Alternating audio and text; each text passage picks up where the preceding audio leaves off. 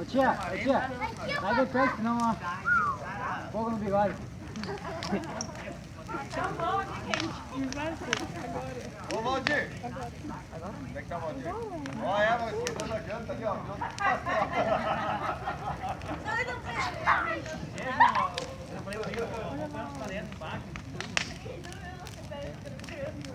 Ô Dani, daqui pra lá parece isso.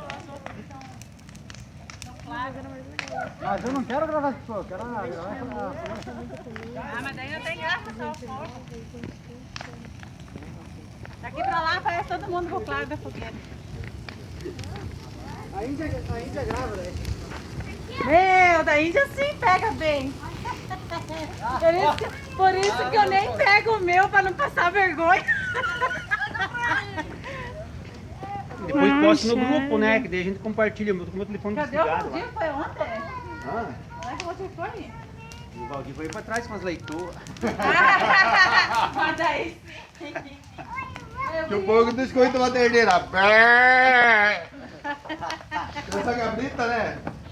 Casar não, mas comprar uma moto sim. Comprar uma moto assim, daí sim, ó. Mas daí ficou legal, João. Achei que não ia dar essa lavareda, homem. Não, mas dá, amiga. Uma lidinha que dentro em casa, de tempo. Dá uma vara verde no meio, ó. Vai fumar. Uma vara verde no meio. Dá um meio metro, um metro na tela. E dinheiro que a gente por cima. Camarão. Nós fizemos essa fogueira, nós começamos às 5 horas. O homem que era pra trazer ferramenta lá numa motosserra não vinha, homem. Nossa, vai a tarde inteira, homem. Daí era o mesmo numa única. Não, mas o cara tem que saber, tem que amassar um prego pra achar, o cara tem que ser. Tem que ser taura, né? Eu não perco, se não tiver ferramenta, eu invento ferramenta.